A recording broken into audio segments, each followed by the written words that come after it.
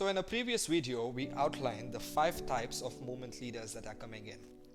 The L1 is making disciples, L2 is gathering churches, L3 is starting a church or multiplying it out, L4 is training and coaching other networks out of their own experience, and L5s are going after the gaps in terms of people and places. And we want to talk about training pathways for developing these leaders. When we first start out training and equipping disciple makers and present them to function as church planters, we come in with practices of the 4-field, 2 or 3 simple reproducing biblical tools that can equip fields 1, 2, 3 and 4. And we usually will train those multiple times to model, assist, watch and leave those skills behind out in the harvest or in a training room or in a home or in a 139 meeting. These practices are really the first step to see if someone is going to take on the identity of a disciple maker, go and obey Jesus in that command. And then what we'll do is we'll gather those who have a group or a church into principles training, where we really do cover a lot of leadership development principles, as well as making a shift from just here's a little bit of scripture and its tools to really pour into Jesus' ministry and Paul's ministry in the Ephesus, in Acts and in the Gospels, to see principles so that we just go from standing on, oh, this is working, it's a good practice, I see multiplication for God's glory is in word. And then as folks start seeing multiplication, we want to develop them not just as multipliers, but as trainers. We invite them into a problem solving. And so usually the problem solving meetings are for folks who are multiplying disciples and churches to 2nd, 3rd and 4th generation.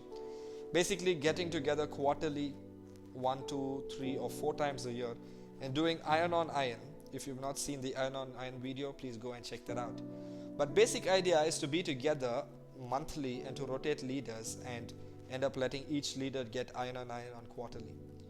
And so problem solving is happening, and then final type of training that helps us move to our L4 and L5 is peoples and places training, which is really looking at the gaps.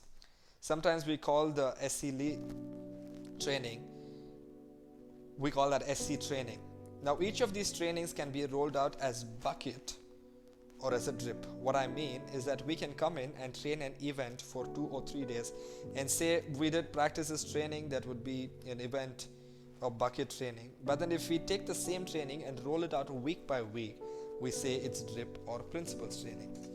Some folks call event version of that an intensive. Others would call it a drip version or a residency or a team church. But you can roll out those same trainings on weekend, week out, month in, month out basis. Problem solving is the same way. We might come together and do a bucket version. Some people call problem solving retreat or mid-level where we problem solving together.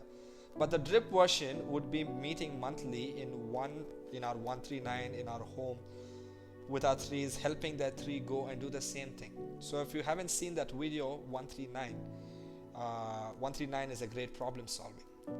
Drip by drip environment, the places and people also can be rolled out on monthly basis, or it can be rolled out over 4 or 5 day training, that would be a bucket.